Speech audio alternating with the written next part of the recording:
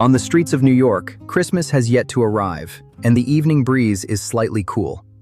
Countless travelers come and go at Grand Central Station, each carrying their own stories as they head off to distant places. Yet, amidst the bustling hall, a musician causes passers-by to pause. With his company, farewells seem less sorrowful. This was Nick's first income of the day, for which he received payment. Midnight quietly descends, and the passengers in the concourse become increasingly sparse. The world returns to tranquility. Nick stops playing, quietly feeling his inner self. Nick has many old friends in New York who are hosting a party, but the person he cannot let go of is in a bar in Manhattan. However, the old friend has a new partner, and Nick is unsure if he should go. At that moment, a hurried sound of footsteps interrupts Nick's thoughts. The woman, knowing she has dropped her phone, still rushes on without turning back, leaving a bewildered Nick standing still. No matter how he chases, the last train has already left. The woman, in a flurry, returns to the station, where she sees the kind-hearted Nick again, yet still unwilling to stay. Until the concourse is about to close, the woman seeks help in vain, gradually sinking into despair. Receiving a message from a friend, Nick had a place to go tonight, but with his inner turmoil, he also missed out on certain things. He steps out of the concourse and then notices a familiar figure. Nick gathers his courage to approach and ask. It turns out the woman's wallet has been stolen, and now she only has an invalid ticket and a useless phone. But no matter what, she is unwilling to accept anyone's pity. Fortunately, thoughtful Nick is not offering help out of pity. He only has $80 on him, and if conditions allow, the two could at least share a taxi ride together. The driver, upon hearing the destination is New Haven, states that the minimum fare is $1,000. Nick looks embarrassed but still pulls out his credit card. After all, the woman's stolen backpack is Prada, and as long as she can get home, she need not worry about checks going uncashed. Unfortunately, this plan was doomed to fail from the start, as none of Nick's credit cards could be used normally.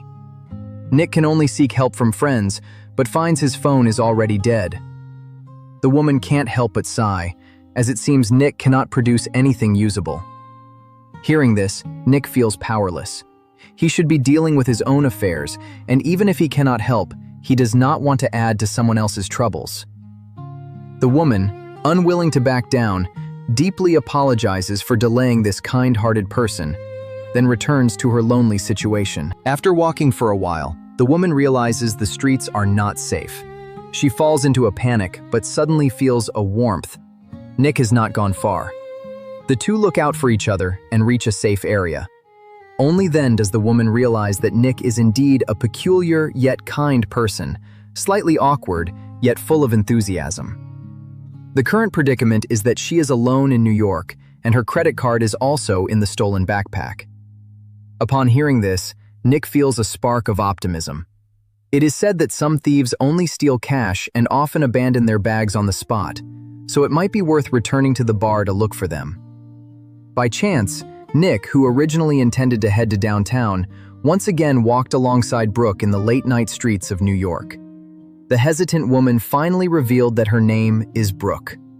With his friend's trust in mind, Nick walked straight to the bar counter. The sharp and astute bartender must have connections with local criminals. Tempted by a generous tip, the bartender agreed to make a call, and Nick finally accomplished something. Brooke expressed her gratitude, as she also knew that Nick had his own matters to attend to. The next day, Nick would participate in an audition, which was also the reason for his trip to New York. Obsessed with jazz, Nick is a trumpet player. Brooke is not a music enthusiast, but she has heard two classic pieces. She once showcased her singing at a summer camp and then bid farewell to the music stage. Now Brooke is an art consultant engaged in art procurement. Both of them possess a touch of dry humor. Optimistic people usually don't have bad luck. The bartender finally brought good news. Unfortunately, the generous tip Nick described differed from the bartender's understanding. With their funds reduced, the two set off again. Nick knew better than anyone that the chaotic neighborhood the bartender mentioned had extremely poor security. Brooke, accompanied by someone, couldn't help but feel that if her husband knew about her ordeal, he would surely be grateful. Nick, however, smiled calmly.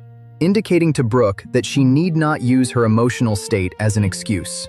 He also understood that in the other person's eyes, his goodwill seemed almost bizarre. In fact, Nick had to admit that he did have something weighing on his mind tonight, but he couldn't make a decision for himself. The audition invitation from a famous pianist might be a sign from above.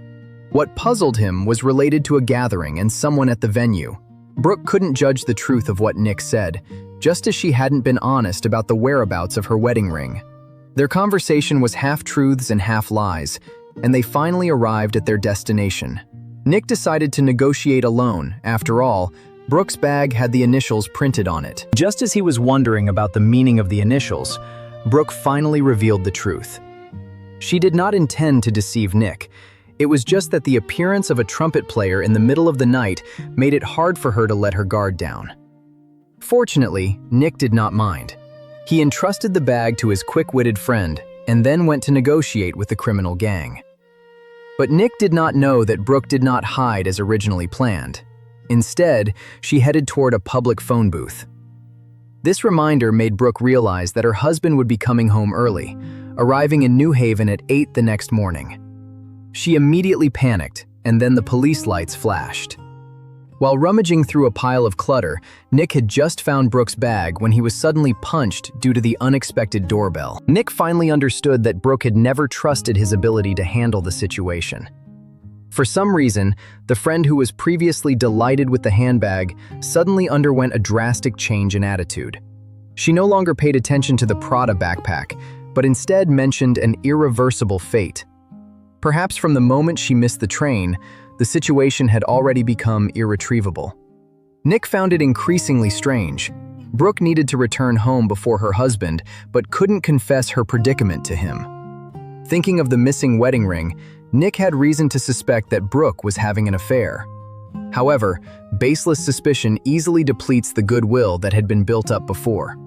Brooke also did not want to bear the guilt of wasting the other person's entire night. Regretful, Nick could only admit that he lingered at the central station, transforming into a meddlesome bystander entirely to escape himself. Before Brooke appeared, his night had already been terrible. Given this, if he could escort Brooke home tonight and save a marriage on the brink of collapse, it could be considered a good deed. Brooke had to admit that the man before her spoke sincerely.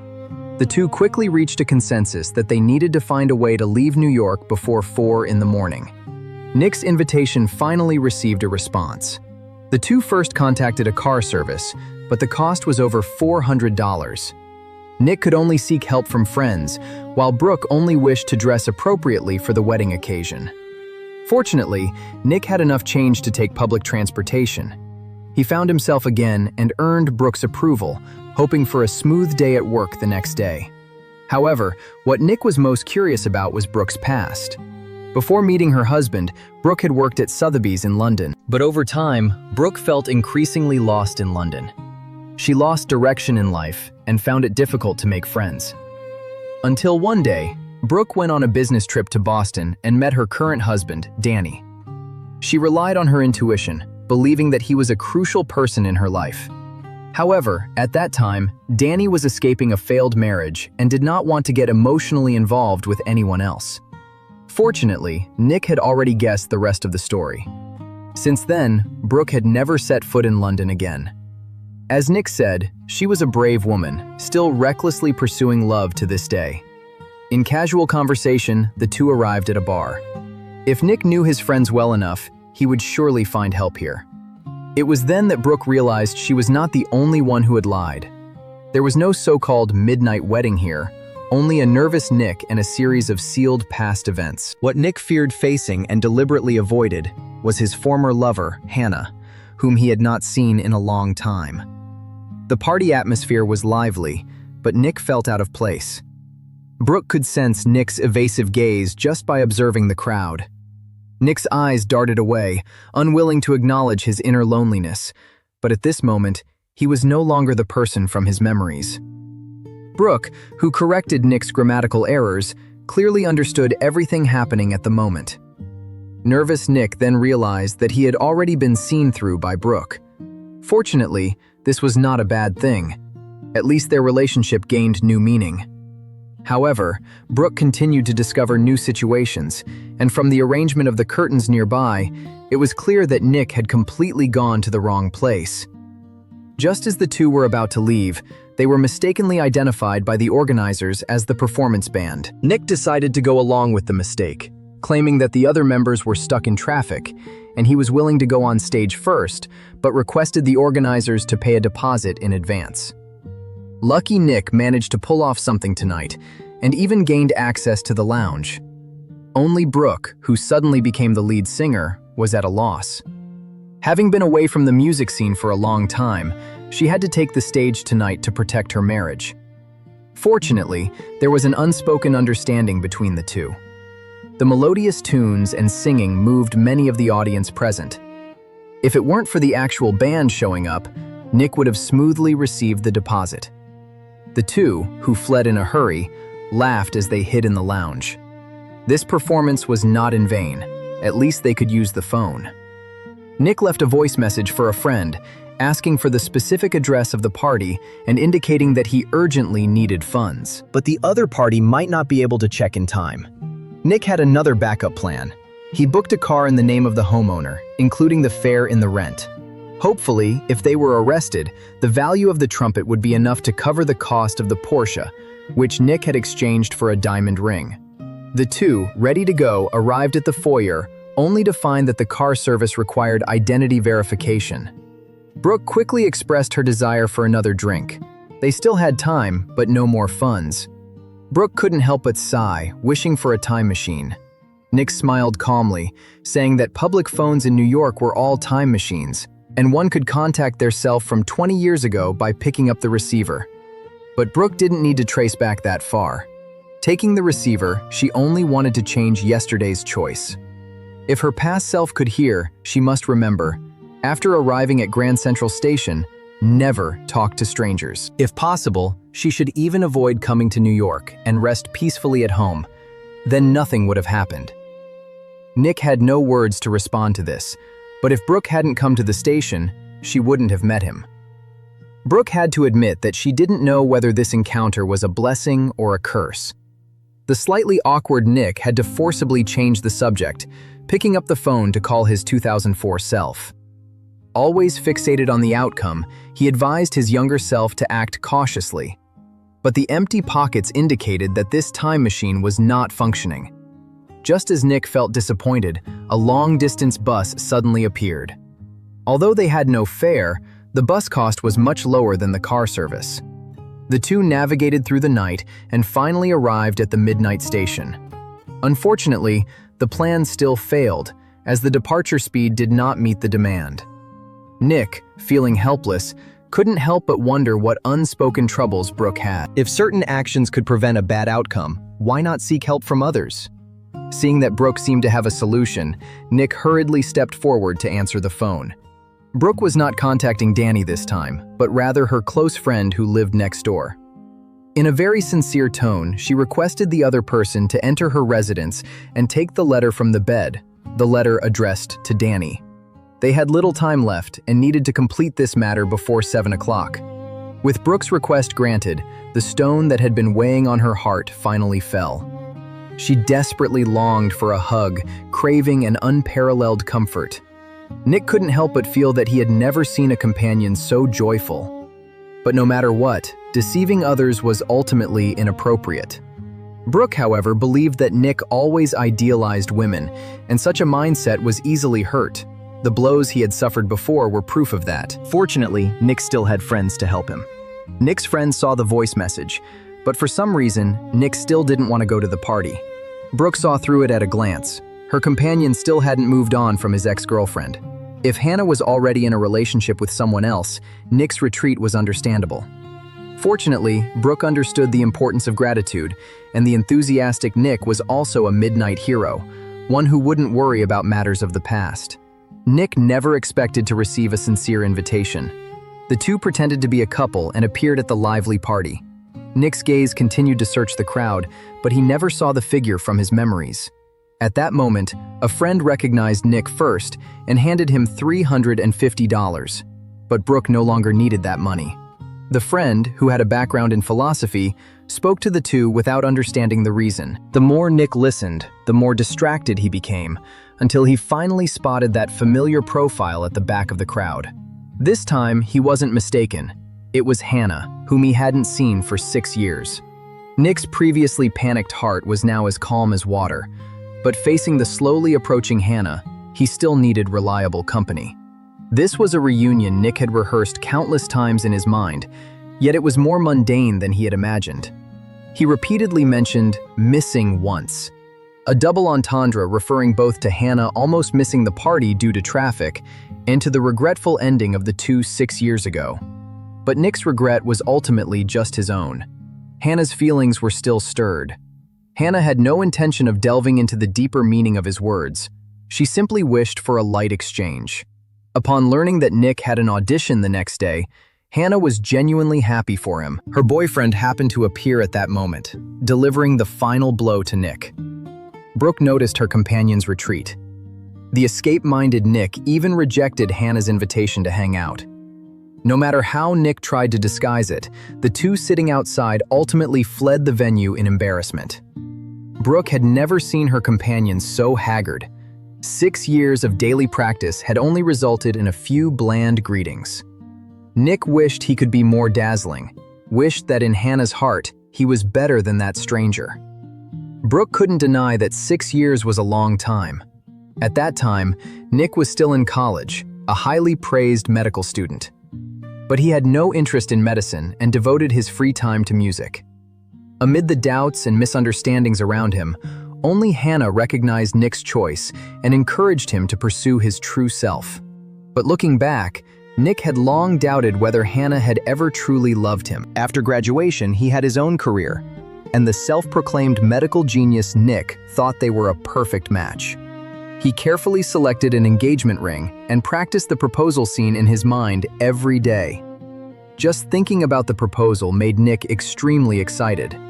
Until that night, with his heart racing, Nick, filled with excitement and happiness, found the woman he longed for, only to read confusion in her eyes the moment he stepped through the door. Nick experienced an unexpected breakup, with no reason, no signs, only an irresistible separation. That night, Nick did nothing but sit there in a daze. This confusion lasted for 6 whole years, never fading away. He arrived in New York the day before at noon, but could never leave the station. He was still that rejected person until the appearance of his companion tonight.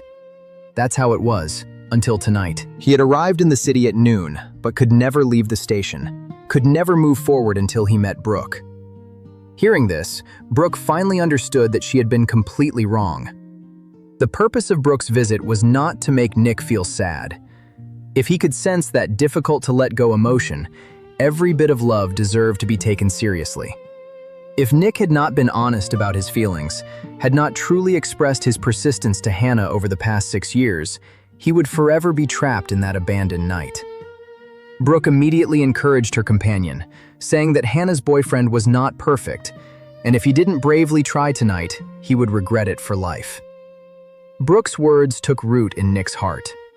He had indeed questioned heaven countless times, wondering why that sincere affection seemed insignificant to others, yet was the most important choice of his life. Perhaps, as Brooke said, this was a question destined to have no answer. Only he could make the choice. Only he could fight for it.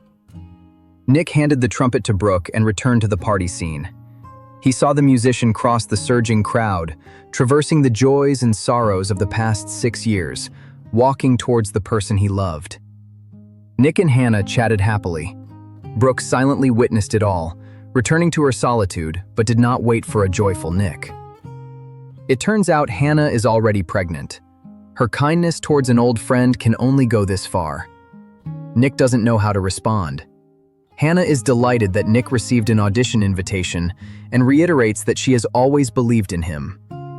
If Nick's love was frozen 6 years ago, the blessings of old friends also remain on that day. Perhaps from the beginning, this sentence never contained any favoritism. Perhaps from the start, Nick has been living in a script he constructed himself. Brooke is momentarily flustered. If her companion gets hurt because of this, she cannot escape blame. Nick cannot deny the sadness in his heart. but there is no doubt that at this moment, he feels the most relaxed he has been in 6 years, as if a burden has been lifted. The truth is clear. The endless fantasies have finally come to an end, and a painful obsession has concluded. All of this is thanks to Brooke. Hannah's last sentence before also made him feel an unprecedented sense of relief. Although he still feels lost for a moment, sometimes life requires a forced smile, and sometimes life requires choosing to face it with a smile. Brooke can't help but sigh. Tonight's experience makes it feel as if the two have lived a lifetime. They are both exhausted and should rest early, but Nick proposes that he does not want to participate in the audition anymore. The pianist's favor is a revelation from above, and Hannah, who is related to it, has become the past. But Brooke does not agree with this idea. Music is a career that Nick loves from the bottom of his heart. She is struggling to find the words to persuade him when she notices a psychic consultation place by the roadside. Brooke certainly does not want Nick to believe that fortune-telling can solve practical problems, but many attempts do not need to be given meaning, or perhaps the meaning lies in the action itself. No one needs to foresee the future. After all, life will continue. There is no need to cling to meaning, just focus on oneself. The medium who came to take out the trash arrives uninvited and actively receives the two who are broke. He does not need to use tarot cards or a crystal ball. Those are merely psychological comfort for the consultants. What the medium needs to do is simply to speak everything he sees. The medium looks at the two in front of him and bluntly states that Brooke is at a crossroads in her life. Brooke thinks she has a comprehensive view and weighs the pros and cons, but this is not the core of the problem. Fortunately, Brooke still has the right to choose. She just doesn't dare to face her heart. In fact, everyone has the opportunity to confront difficulties and step out of the shadows, just as Brooke can have a future with the man beside her. Personal choices may be crucial. Some choices may stem from being out of control, but in any case, one should not let the loved ones decide how to love. Pensive, Brooke quickly answers the phone. She asks her close friend about the situation and learns that the security at her home is tight and her friend cannot retrieve the letter from the bed. Nick sees his companion's worries and listens to the elder's advice. There is no perfection in the world. Difficulties always exist. Nick only needs to choose who he is willing to face hardships with. The two, who have had continuous adventures, walk again on the streets of New York late at night. Nick can't help but wonder what his future will be like. Brooke's heart is in turmoil, so she boldly predicts that Nick will spend his life performing and will raise a beloved dog and fall in love with a compatible woman. Upon hearing this, Nick suddenly falls silent for a moment and turns his gaze to Brooke. Brooke feels this intense gaze, but suddenly starts talking about her husband. It turns out that all of Brooke's troubles stem from August 17th, which is her wedding anniversary with her husband. Brooke originally wanted to prepare a surprise for her husband, but discovered ambiguous emails on his computer, all from the same person. Since then, such emails have become increasingly frequent. The sender is a woman named Lynn, and Danny, who replies under the name Lenny, clearly values this relationship more. After discovering the emails, Brooke did not confront him, but repeatedly read them, as if reading a novel. Danny shares his joys and sorrows with Lynn, while his marriage remains unchanged. Only Brooke, who silently bears everything, can feel the absurdity of self-deception from every exchanged glance and every unintentional conversation. This is her only life, her only love. Even her husband has to admit that his feelings for Brooke are mixed with guilt. Until 2 days ago, Brooke saw the last email, where someone invited Danny to spend a pleasant evening together. Brooke was furious. She poured all her torment into a letter and placed her engagement ring in the envelope. The only surprise was that Danny did not discover this matter and was already on his way home. Meanwhile, Brooke, who had been drowning her sorrows in a bar, also realized that she deeply loved her husband. She is grateful for all the moments they shared, but now that the letter is written, she can only accept reality. Perhaps Brooke once had the chance to communicate, but once those resentments and frustrations are revealed, there would be no way to salvage the marriage. Thus, Brooke is eager to go home, eager to catch that last bus. But the stolen handbag changed everything. This is the beginning, or perhaps the end, of all the stories tonight. Brooke often worries that her husband's love for Lynn may have already surpassed his feelings for her. But Nick always believes that once a person makes an emotional commitment, they should not seek security in others. This is not only what Brooke longs to hear, but also the principle that Nick believes in. If Danny were a qualified husband, he would definitely call after seeing the letter. Regardless of the outcome, at least Brooke has done what she should do. Nick believes she will seek understanding. She knows what she has done. Love is inherently so tormenting. Brooke silently weeps, unsure how to respond. She made an excuse to go to the bathroom, but suddenly stopped a taxi. Nick noticed his companion wanted to escape, to the point of being flustered. But the fact is, Brooke was still the woman who would risk everything for love. Just 5 minutes ago, she had openly confessed that she deeply loved her husband. However, Nick, who gave up the chance to audition due to love's disappointment, seemed to have no position to persuade others. The only thing that could prevent Nick from becoming the most disappointed person in New York was that Brooke had not yet left the city. She had always hated this saying, so she felt sorry, but hoped they could calm down first. The argument fell silent, and the two ultimately chose to wait for the sunrise. Before the busy start of a new day, there were still 3 hours of free time. Nick returned to the hotel he had originally booked, and Brooke was able to rest. She apologized for her earlier emotional outburst. Perhaps they were both complex individuals at heart. As Brooke stepped into the bathroom, she felt a bit dazed, and Nick, wanting to make a call, ultimately did not take action, until the two shed their fatigue and felt each other's warmth. Brooke then sensed a slight distance. What Nick said was true. She indeed still loved her husband. They spent the whole night together, sharing their thoughts, filling out the hotel satisfaction survey, and that was enough.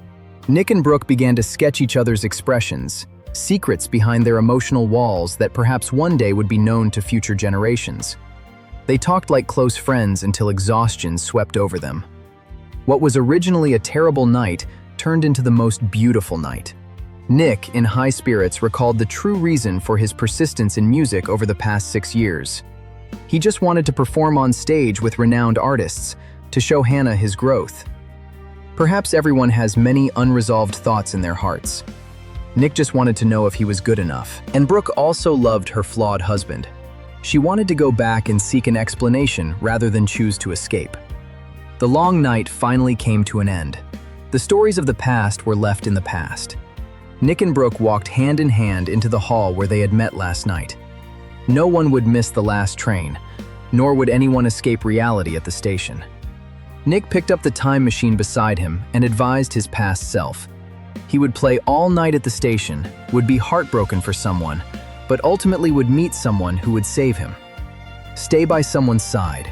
He needs this companionship more than anyone else. Until the end, never say anything that would ruin the atmosphere. He should thank her for allowing him to still have the ability to love in this life. Brooke also picked up the receiver, reminding past Nick that there was no need to pay this month's bill. The two looked at each other in silence, with countless thoughts captured in a farewell kiss. Nick bid farewell to his close friend at the station, ending this midnight encounter. Though there was reluctance, there was more satisfaction. No one was trapped in place. In front of them were all new choices.